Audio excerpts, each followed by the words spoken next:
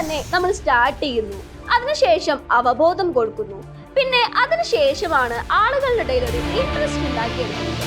ഒരു ഉപഭോക്താവ് ഒരു വസ്തു വാങ്ങിക്കുന്നതിന് വെറും 9 മിനിറ്റ് മാത്രം സമയദൈർഘ്യം മതി എന്നാണ് കണക്കുകൾ രേഖപ്പെടുത്തുന്നത്. തുടക്കത്തിൽ ഒരു പ്രൊഡക്റ്റിന്റെ വില കുറച്ചുകൊണ്ട് അല്ലെങ്കിൽ സൗജന്യമായിട്ട് നൽകിക്കൊണ്ട് മാർക്കറ്റ് ഷെയർ വർദ്ധിപ്പിക്കുക. അതിനുശേഷം പ്രൊഡക്റ്റിൽ ഒരാൾ അല്ലെങ്കിൽ ഒരു ഉപഭോക്താവ് അഡിക്റ്റ് ആയി കഴിഞ്ഞാൽ സാവധാനം ആ ഒരു പ്രൊഡക്റ്റിന്റെ വില വർദ്ധിപ്പിക്കുന്ന രീതിയാണ് നമ്മൾ ഇങ്ങനെ പറയുന്നത്.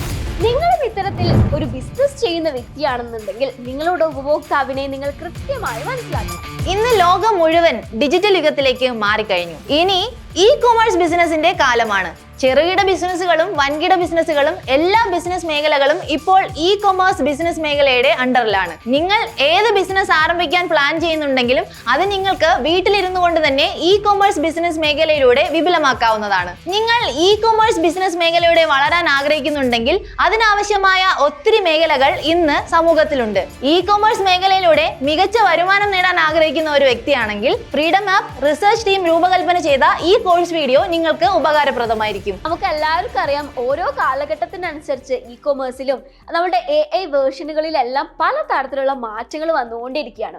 എന്നാൽ നമുക്ക് ഈ ഒരു മൊഡ്യൂളിലൂടെ പഠിക്കാനുള്ളത് ഇ കൊമേഴ്സിന്റെ സാധ്യതയുള്ള മേഖലകൾ ഏതൊക്കെയാണ് എന്നുള്ളതാണ്. നമുക്ക് ഈ ഒരു മൊഡ്യൂളിലൂടെ ആ കാര്യങ്ങളെ കുറിച്ച് കൂടുതലായി തന്നെ പഠിക്കാം. ഇ കൊമേഴ്സിലെ സാധ്യതയുള്ള മേഖലകൾ, ഉപഭോക്താവിന്റെ ആവശ്യങ്ങൾ എന്തൊക്കെയാണ് എന്നുള്ളത് നമുക്ക് നോക്കാം. ഒന്നാമതായി ഫാഷനും വസ്ത്രങ്ങളും. വസ്ത്രങ്ങൾ, പരിസ്ഥിതി സൗഹൃദ തുണിത്തരങ്ങൾ, ഇഷ്ടപ്രകാരം തുന്നിയെടുത്ത വസ്ത്രങ്ങൾ, അതുപോലെ തന്നെ ആക്സസറികൾ, ആഭരണങ്ങൾ, ബാഗുകൾ അല്ലെങ്കിൽ തൊപ്പികൾ, സെക്കൻഡ് ഹാൻഡ്, അതുപോലെ തന്നെ വിന്റേജ് ഫാഷനുകളൊക്കെ. ഇനി അടുത്തത് സൗന്ദര്യവും വ്യക്തിഗത പരിചരണവുമാണ്. സെറം, മോയ്സ്ചറൈസറുകൾ, ആന്റി ഏജിംഗ് ഉൽപ്പന്നങ്ങൾ, ഓർഗാനിക് ഷാംപൂകൾ, കണ്ടീഷണറുകൾ, പുരുഷന്മാരുടെ സൗന്ദര്യവർദ്ധക ഉൽപ്പന്നങ്ങൾ, വെൽനസ് സപ്ലിമെന്റുകൾ, വിറ്റാമിൻ ക്യാപ്സ്യൂളുകൾ എന്നിവ. ഇനി അടുത്തത് വീട്ടിൽ ആവശ്യമായിട്ടുള്ള കാര്യങ്ങൾ, സ്മാർട്ട് ഹോം ഉപകരണങ്ങൾ, ഗാഡ്ജറ്റുകളും അതുപോലെ പരിസ്ഥിതി സൗഹൃദ ശുചീകരണ ഉൽപ്പന്നങ്ങൾ, വീണ്ടും ഉപയോഗിക്കാവുന്ന വീട്ടുപകരണങ്ങളും, ഹോം ഓഫീസ് ഫർണിച്ചറുകളും അനുബന്ധ ഉപകരണങ്ങളും, അതുപോലെ തന്നെ അടുക്കള ഉപകരണങ്ങളും ഗാഡ്ജറ്റുകളും, ലൈറ്റിംഗ്, ഇൻഡോർ ചെടികൾ തുടങ്ങിയവ. ഇനി അടുത്തതാണ് ഇലക്ട്രോണിക് ആൻഡ് ഗാഡ്ജറ്റുകൾ. ഉദാഹരണത്തില് സ്മാർട്ട് വാച്ചുകൾ, അതുപോലെ ഫിറ്റ്നസ് ട്രാക്കറുകൾ, VR ഹെഡ്സെറ്റുകൾ, ഓഡിയോ ഉപകരണങ്ങൾ, അതുപോലെ തന്നെ ഹെഡ്ഫോണുകളും ഇയർബഡുകളും ഒക്കെ.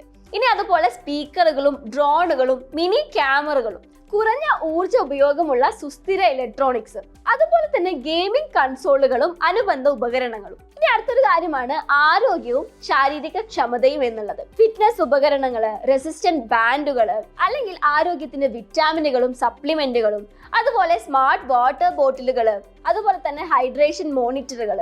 ഇനി അടുത്തത് ഭക്ഷണവും പാനീയവുമാണ്. ഓർഗാനിക് അല്ലെങ്കിൽ ആരോഗ്യ കേന്ദ്രീകൃത ഭക്ഷ്യ ഉൽപ്പന്നങ്ങൾ, സസ്യാഹാര ഓപ്ഷനുകൾ, അതുപോലെ തന്നെ റെഡി ടു മീൽസ് കിറ്റുകൾ, അതുപോലെ തന്നെ സബ്സ്ക്രിപ്ഷൻ ബോക്സുകളും പ്രോട്ടീൻ പൊടികളും ഒക്കെ.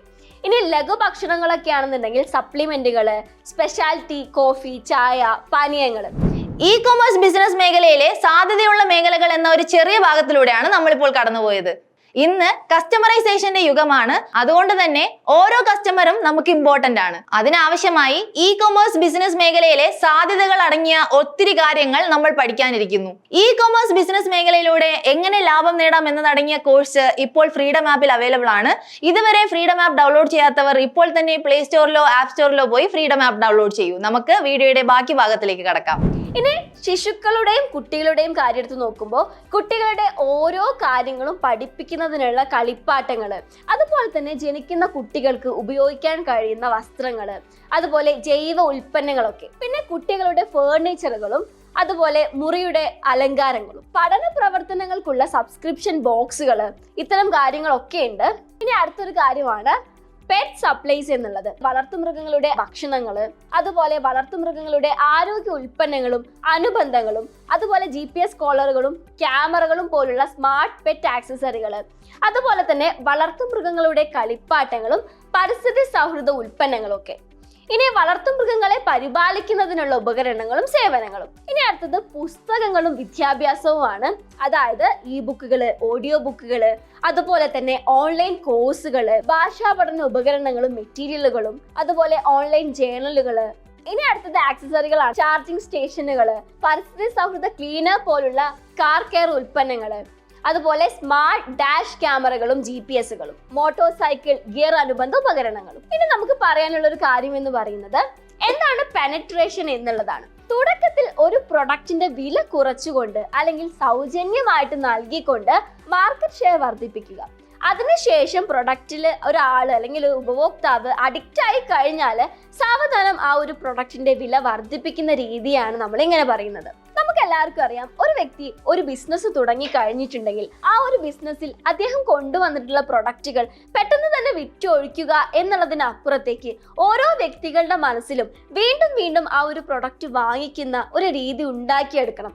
എന്നാൽ മാത്രമാണ് ആ ഒരു ബിസിനസ് സക്സസ് ആയിരിക്കുകയുള്ളൂ. സ്ത്രീകളുടെയും പുരുഷന്മാരുടെയും പ്രായ അടിസ്ഥാനത്തിൽ എങ്ങനെയാണ് അവർ വസ്തുക്കൾ വാങ്ങിക്കുന്നത് എന്നുള്ളതിനെ കുറിച്ച് നമുക്ക് വിശദമായി തന്നെ നോക്കാം. കാരണം നമ്മൾ അറിഞ്ഞിരിക്കണം നമ്മളുടെ ഉപഭോക്താവ് ഏത് തരത്തിലുള്ള ആളുകളാണ്, അവരുടെ ആവശ്യകതകൾ എന്തൊക്കെയാണ്, എന്തൊക്കെ സാധനങ്ങളാണ് അവർ പർച്ചേസ് ചെയ്യാൻ തീരുമാനിക്കുന്നത്.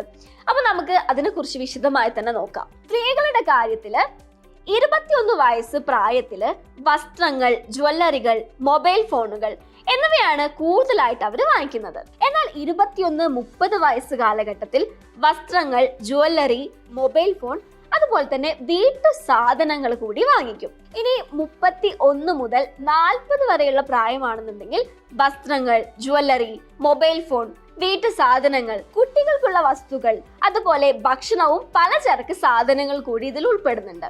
ഇനി 41 മുതൽ 54 വരെയുള്ള പ്രായത്തിലാണെന്നുണ്ടെങ്കിൽ വസ്ത്രങ്ങൾ, ജ്വല്ലറി, മൊബൈൽ ഫോൺ, വീട്ടു സാധനങ്ങൾ, ഭക്ഷണവും പലചരക്ക് സാധനങ്ങളും അതുപോലെ തന്നെ ഫർണിച്ചർ കൂടി ഉൾപ്പെടുന്നുണ്ട്. ഇത്തരം കാര്യങ്ങളാണ് സ്ത്രീകളുടെ കാര്യത്തിൽ ഉൾപ്പെടുന്നത്. ഇനി പുരുഷന്മാരുടെ കാര്യം എടുക്കുന്ന സമയത്ത് എങ്ങനെയാണ് എന്ന് നമുക്ക് നോക്കാം. 21 വയസ്സില് വസ്ത്രങ്ങൾ, മൊബൈൽ ഫോൺ, കായിക ഉൽപ്പന്നങ്ങൾ. എന്നാൽ 21 മുതൽ 30 വരെയുള്ള വയസ്സില് വസ്ത്രങ്ങൾ, മൊബൈൽ ഫോൺ, കമ്പ്യൂട്ടറുകൾ. ഇനി 30 മുതൽ 40 വരെയുള്ള വയസ്സാണെന്നുണ്ടെങ്കിലോ വസ്ത്രങ്ങൾ, മൊബൈൽ ഫോൺ, വീട്ടു സാധനങ്ങൾ, കുട്ടികൾക്കുള്ള വസ്തുക്കൾ, ഭക്ഷണവും പലചരക്ക് സാധനങ്ങളും. ഇനി 41 വയസ്സ് മുതൽ 54 വയസ്സ് വരെയുള്ള ആളുകളാണെന്നുണ്ടെങ്കിൽ വസ്ത്രങ്ങൾ, മൊബൈൽ ഫോൺ, വീട്ടുപകരണങ്ങളും ഭക്ഷണവും പലചരക്ക് സാധനങ്ങളും. നിങ്ങളും ഇത്തരത്തിൽ ഒരു ബിസിനസ് ചെയ്യുന്ന വ്യക്തിയാണെന്നുണ്ടെങ്കിൽ നിങ്ങളുടെ ഉപഭോക്താവിനെ നിങ്ങൾ കൃത്യമായി മനസ്സിലാക്കണം. അതായത് നമുക്ക് പലതരത്തിലുള്ള കോണ്ടാക്റ്റുകൾ ലഭിക്കുന്നതായിരിക്കും. ഈ കോണ്ടാക്ട് ലഭിക്കുന്ന സമയത്ത് ആ വ്യക്തിയുടെ പ്രായം എത്രയാണ് എന്ന് നോക്കിയതിന് ശേഷം ആ ഒരു വ്യക്തിക്ക് ഒരു മാസത്തിൽ അല്ലെങ്കിൽ ആ ഒരു വ്യക്തിക്ക് ആവശ്യമായി വരുന്ന സാധനങ്ങൾ എന്തൊക്കെയാണ് എന്ന് നോക്കി മനസ്സിലാക്കിയതിന് ശേഷമായിരിക്കണം അദ്ദേഹത്തിന്റെ കൈകളിലേക്ക് നമ്മുടെ പരസ്യങ്ങൾ എത്തേണ്ടത്. B2Cയിൽ പ്രധാനമായും നമ്മൾ പരിഗണിക്കേണ്ട കാര്യം എന്താണ്? ആത്മാർത്ഥമായി സത്യസന്ധമായി കാര്യങ്ങൾ അവതരിപ്പിക്കുക. ഉപഭോക്താക്കൾക്ക് നിങ്ങളുടെ ബിസിനസിനെ കുറിച്ചുള്ള അഭിപ്രായങ്ങൾ കൃത്യമായി രേഖപ്പെടുത്തുക. പരസ്യങ്ങളുടെ വിപുലീകരണം, വിലയുടെ വിഭാഗങ്ങൾ, ഏത് പ്രായക്കാരാണ്, ഇത്തരം കാര്യങ്ങൾ. പെട്ടെന്ന് തന്നെ പ്രൊഡക്റ്റ് വാങ്ങിപ്പിക്കുക, അതായത് ഫ്ലാഷ് സെയില്, പ്രൊമോ കോഡ്, ഇത്തരം കാര്യങ്ങൾ ചെയ്യിപ്പിക്കുക. ഇനി അടുത്തത് റിട്ടേൺ പോളിസിയാണ്. അത് കൊടുക്കുന്നത് ഏറ്റവും നല്ലതായിരിക്കും. അടുത്തതായി ഏറ്റവും നല്ല പ്രൊഡക്റ്റുകൾ അവരിലേക്ക് എത്തിക്കുക, 100% ഗുണനിലവാരത്തോടു കൂടി. ഇനി ചെക്ക്ഔട്ട് പ്രോസസ്സിംഗ് വളരെ കുറയ്ക്കുക. അതുപോലെ തന്നെ മാക്സിമം പേയ്മെന്റ് ഓപ്ഷൻസ് കൊടുക്കുക. ഫോട്ടോകൾ ക്വാളിറ്റി ഉണ്ടായിരിക്കണം. കസ്റ്റമേഴ്സിന് നിങ്ങളുമായി നല്ലൊരു കോണ്ടാക്ട് ഉണ്ടായിരിക്കണം. അതുപോലെ തന്നെ എല്ലാ ഫീഡ്ബാക്കുകൾക്കും മറുപടി കൊടുക്കുക എന്നുള്ളത്. അതുപോലെ തന്നെ ഫ്രീ പ്രൊഡക്റ്റുകൾ കൊടുക്കുന്നതും നല്ലൊരു തീരുമാനമായിരിക്കും. ഇ കൊമേഴ്സ് ബിസിനസ് മേഖലയിലെ സാധ്യതകൾ എന്തൊക്കെയാണെന്ന് അറിയുന്ന ഒരു വീഡിയോയിലൂടെയാണ് നമ്മളിപ്പോൾ കടന്നുപോയത്. ഈ ഭാഗം ഏറെ ഉപകാരപ്രദമായെന്ന് ഞാൻ കരുതുന്നു. അതുമാത്രമല്ല, ഈ കോഴ്സ് നിങ്ങൾ മുഴുവനായി പഠിക്കുകയാണെങ്കിൽ ഈ മേഖലയിൽ നിങ്ങൾക്ക് കോൺഫിഡന്റ് ആയി ബിസിനസ് ആരംഭിക്കാവുന്നതാണ്.